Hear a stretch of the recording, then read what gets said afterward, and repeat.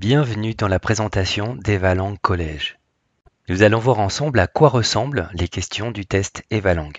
Evalang Collège est constitué de 3 épreuves.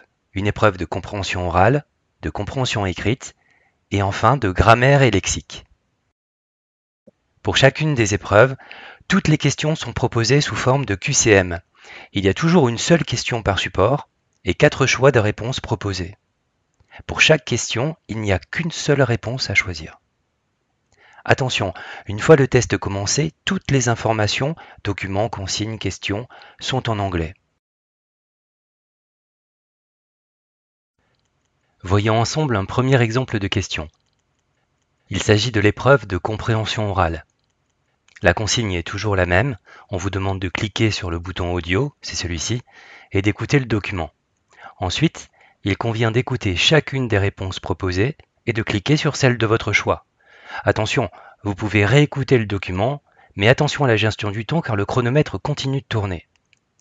Si vous choisissez de réécouter, le document se relance depuis le début. Il n'est pas possible de réécouter une partie spécifique du document. Une fois que vous aurez sélectionné votre réponse, il suffira de cliquer sur Submit pour valider et la question suivante s'affichera à l'écran. Ah, une précision. Lors du test, si vous ne voulez pas répondre à une question, vous pouvez passer directement à la suivante en cliquant sur la flèche du bandeau de droite. La question non répondue vous sera proposée à nouveau à la fin du test.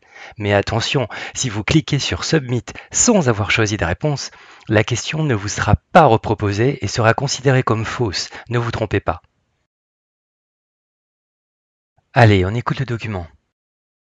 What time does the film start? Ok, on demande un horaire. About 2 hours. Là, c'est une durée, ça ne va pas. At 10 o'clock. Ouais, là, c'est cohérent. Voyons maintenant un exemple de question de compréhension écrite.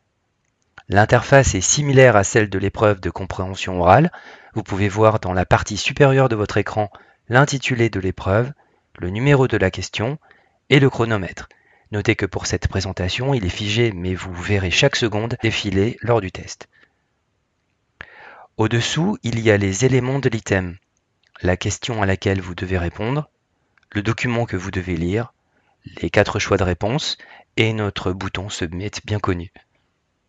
Ah oui, il y a une particularité dans cette épreuve. Vous pouvez agrandir le texte en cliquant sur la loupe en bas à droite.